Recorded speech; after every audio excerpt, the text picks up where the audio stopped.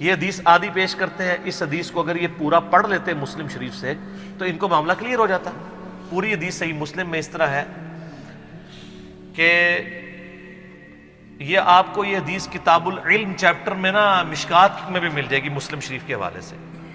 کہ ایک قبیلہ نیو مسلم ہوا، ظاہر آپ پتہ عرب کے اندر بڑی غربت تھی، وہ نبی علیہ السلام کے پاس آئے، ایمان قبول کیا، آپ علیہ السلام نے ان کی حالت دیکھی، کسی کے پاؤں میں جوتی بھی نہیں ہے، کپڑے بھی پورے نہیں ہیں،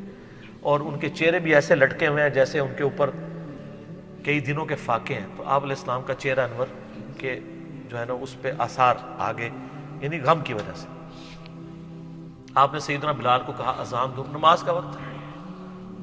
اذان دی گئی، آپ نے کہا ممبر لگاؤ، سب کو روک لیا گیا۔ نبی علیہ السلام نے پہلے تو آیت پڑھی سورہ نساء کی، یا ایھا الناس اتقوا ربکم الذی خلقکم من نفس واحدہ، اے لوگو اس رب کا تقوی اختیار کرو جس نے تمہیں ایک جان سے پیدا کیا، اس جان سے اس کا جوڑا بنایا، یعنی حضرت آدم سے حوا کو،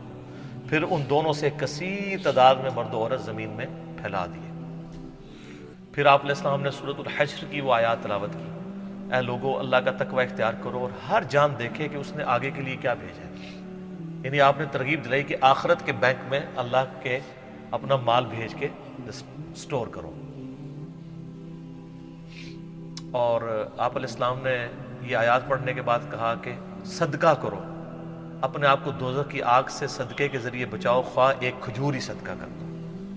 بس یہ ترغیب دلائی تو لوگ اپنے گھروں میں گئے۔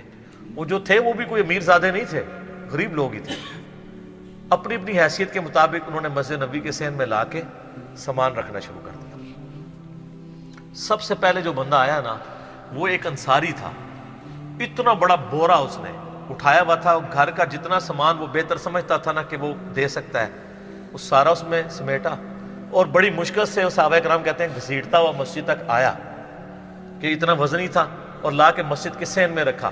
تو باقی لوگوں کو ترغیب ہوئی کہ یار اس بندے نے اتنا سامان لا کے دیا ہے، تو سب لوگ اپنے اپنے گھروں میں گئے اور جا کے انہوں نے اللہ کی راہ میں خرچنے کے لیے رکھا۔ اور نبی اسلام صحابہ کرام کہتے ہیں آپ کا چہرہ مبارک سورج بلکہ سونے کی طرح چمکنا شروع ہو گیا خوشی کی وجہ سے، جب مسجد نبی میں اتنا ڈھیر لگ گیا۔ تو آپ علیہ السلام نے اس شخص کے لیے فرمایا تھا جس نے ابتدا کی تھی اس بورے کے ذریعے، کہ جس نے اسلام میں اچھا طریقہ جاری کیا، جتنے لوگ اس پہ عمل کریں گے اس کا ثواب بھی اس کو ملے گا۔ پہلا بارش کا قطرہ وہ بنا نا۔ اب کانٹیکسٹ کیا تھا، اس میں کون سی نئی بدعت جاری ہوئی تھی، صرف طریقے کی بات ہے، اس لیے الفاظ ہے سنتن حسنتن اور سنتن سیئتن۔ طریقہ اسلام میں جاری کرنا، واقعی ہم نے نہیں طریقہ جاری کیا یوٹیوب پہ ویڈیوز بنا کے، اسلام میں اچھا طریقہ ہے۔ امام بخاری امام مسلم نے صحیح مسلم اور بخاری لکھ کے اسلام میں ایک اچھا طریقہ جاری کیا ہے، حدیثیں نہیں اپنی بنا کے لکھی، حدیثیں وہی ہیں، اور اس کا اچھا طریقہ گوروں نے پرنٹنگ پریس آپ کو دے دیا، دارالاسلام والوں نے پرنٹ کر کے کلرڈ آپ کو کاپیز نکال دی۔